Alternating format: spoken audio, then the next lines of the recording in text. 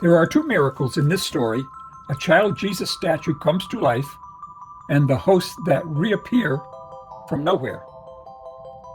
It was on January 29th, 1568, in the town of ALCOY, Spain, in the Archdiocese of Valencia, when Juan Prats, also known as John Meadows, a cloth maker and dyer, entered the parish of the town and stole several valuable objects from the tabernacle. Among them was a small silver casket containing a silver ciborium and about 40 consecrated hosts.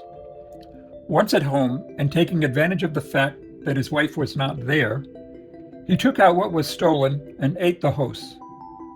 Then he buried everything wrapped in a cloth in the stable, but in his haste he left out a bowl, which he then hid without burying it. The next day the priest, Father Miguel Soler, discovered the robbery when he went to pray in the chapel.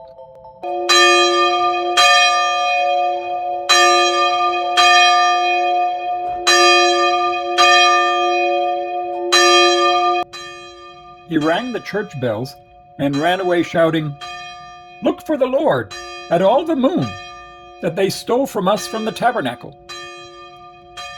Father Soler asked the parishioners to look for the hosts, and a reward of 30 pounds was offered.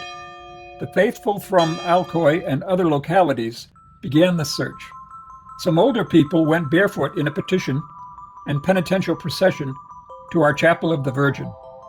A courier was sent to Madrid to inform King Philip II of the theft of the hosts. A widow, Maria Morales, a neighbor of Prats, was profoundly disturbed by the profane act and began to pray incessantly in front of her statue of the child Jesus.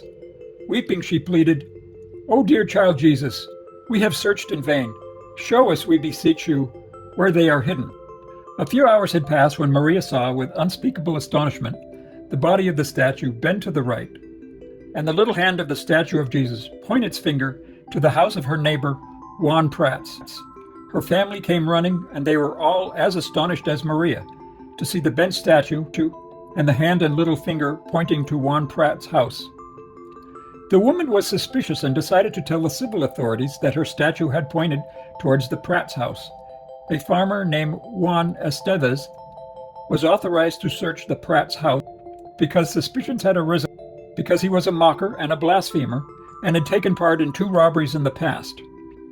After 2 searches, on January 31st, Juan Esteves discovered the bowl that Juan Prats had left out by mistake, then shortly thereafter found everything else that had been stolen, in amongst the corn stalks and some wood. And when the searchers saw that there were 3 hosts in the packet, Juan Esteves shouted, "Lord, my God, have mercy." Juan Prats was taken away in detention that day. The interrogation took place that same day, January 31st.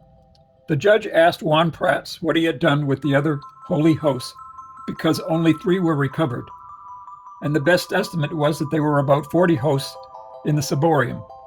Juan Prats replied that he ate them all. He was mystified himself that they somehow found 3 hosts in the silver ciborium. When the judge asked why he had eaten them, he replied that he believed in a just God, and if he ate them, no one would be able to testify against him. The miracle happened during the time of the Spanish Inquisition. An executioner was brought in for the trial from Gandia, just in case torture or an execution was required. Prats was then taken to be tried in Valencia by the Inquisition for the crime of sacrilege. His sentence was carried out in ALCOY so that Prats could serve as an example to other criminals. Juan Prats was beheaded and dismembered 5 days later in ALCOY. His head was hung from the door of the monastery of St. Augustus in ALCOY, and his right hand, which was assumed that he had used to commit the crime, was placed in Priest House Square. 3 months after the miracle, the place where the discovery took place, namely Juan Prats, was demolished to build a convent and chapel. Maria Morales donated her statue of the child Jesus so that it could be venerated. The convent was named the Monastery of the Holy Sepulchre in reparation for the sacrilege committed. It was dedicated to the Holy Sepulchre in reference to the 3 days that Christ was in the tomb before resurrecting, and the 3 days that the hosts were buried. A solemn feast is celebrated from January 29th to the 31st each year in honor of those 3 days.